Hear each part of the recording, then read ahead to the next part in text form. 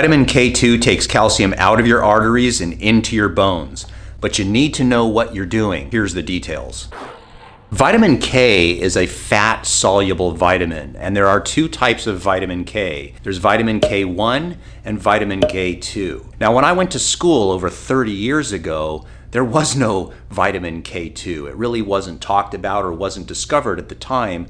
We only learned in nutrition about vitamin K1 and its role in blood clotting. The important thing to understand is naturally where you get vitamin K1 from are leafy green vegetables. The vitamin K1 of those leafy green vegetables play a role in how well our body clots. If you cut your skin, the natural method by which our body heals itself is it forms a clot, and that is necessary to stay alive. Vitamin K1, if we eat a lot of leafy green vegetables, our body will have a greater capacity to do those clots. The problem is many people will form clots in their legs and their arteries and have blood clots that go to their lungs or their brain or their heart, and this can cause serious medical conditions, and thus that's why many people will be on medication like Coumadin. Because Coumadin thins out the blood and prevents clotting, you certainly would not want to be eating leafy green vegetables, and that's why if you're on a medication like Coumadin, you need to not eat certain foods that have vitamin K1. But now let's talk about vitamin K2. Vitamin K2 is important because it's really effective in helping our cardiovascular health. I will tell you in just a moment where to find vitamin K2 naturally in foods, but the important thing to understand is vitamin K2 helps remove calcium from our blood vessels to our bones. And the reason that's important is because when our arteries start to become calcified, they become very stiff, they become very non-compliant, meaning they cannot expand and are not very flexible, and this will raise your blood pressure. This will make your arteries extremely stiff and more prone towards cardiovascular disease.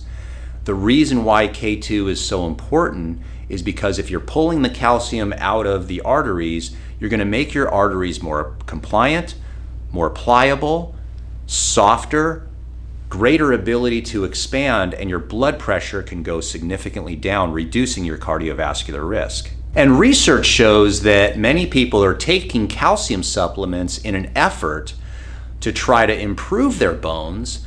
But if you're taking a lot of calcium supplements, but you're not eating foods or supplementing with vitamin K2, then the calcium may start to build up in the arteries, and you're actually increasing your risk of cardiovascular disease by taking calcium supplements. And I'll put research down below in the description if you want to read further about this. Many people also are taking vitamin D3, and this is important for our bones, but vitamin D3 will help absorb calcium in our gut, as well as many other things that vitamin D3 does.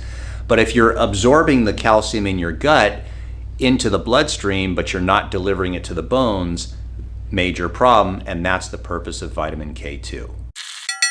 So let's talk about the natural ways you can get vitamin K2 in your diet. There's actually two forms of vitamin K2, MK4 and MK7. MK4 is found in grass-fed animal products, such as egg yolks, beef, chicken, and dairy. But the MK7 version of vitamin K2 is found in fermented foods. Foods such as sauerkraut or natto. It's a Japanese fermented soybean. And what's interesting in Japan, because this is a common food, this natto, they don't have as much osteoporosis as the Western societies. They also have less cardiovascular disease. And the theory behind it is if their diet is high in vitamin K2, then they're not calcifying their arteries the way Westerners are.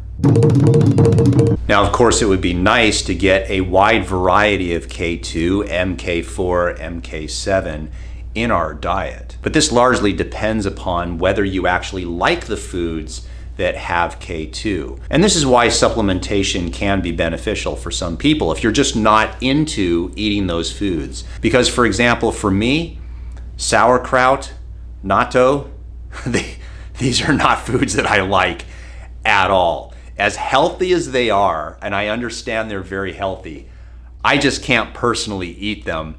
Not because I don't think they're bad foods or anything. I can't take the taste. So the purpose of supplementation is to supplement your diet when you just can't eat the food. If you're going to choose between supplementation of MK4 or MK7, it would actually be better to supplement with MK7, and that's what I do because I do eat a lot of foods that have the MK4 version of K2. The average dose in the literature is between 90 to 200 micrograms per day.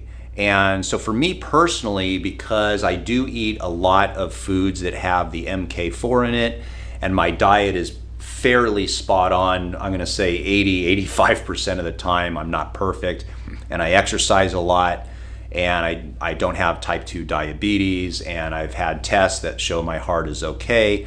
I feel as though 90 micrograms is enough for me personally. However, if I was a person that had a lot of calcification of the arteries, I had a lot of cardiovascular disease, if I weighed twice as much as I do now and I didn't exercise, boy, I'm making a picture, aren't I? Yeah, I would take a lot more. I would almost double the dose of vitamin K2. And again, it's to pull that calcium out of the arteries and put into the bones. Especially if you had osteoporosis, for example, if you're a woman or even a man who has osteoporosis, very likely K2 is a component of that type of problem. I will put a link of an MK7 product that I got off Amazon. I'm an Amazon affiliate, so I'll put the link down below if you want to see what I'm taking. If you're taking something different, then that's fine, you do you. But let me know in the comment section if you've been taking vitamin K2 and if you've noticed any success with it on the testing at your doctor's office. So if you like my videos, thumbs up, subscribe to the channel, hit the bell notification, and share this video because I'm willing to bet that a lot of people don't know about this, and you could do someone a big favor by letting them know that K2 may be a supplement, or maybe the foods would be beneficial for them to improve their health and improve their blood pressure and cardiovascular health.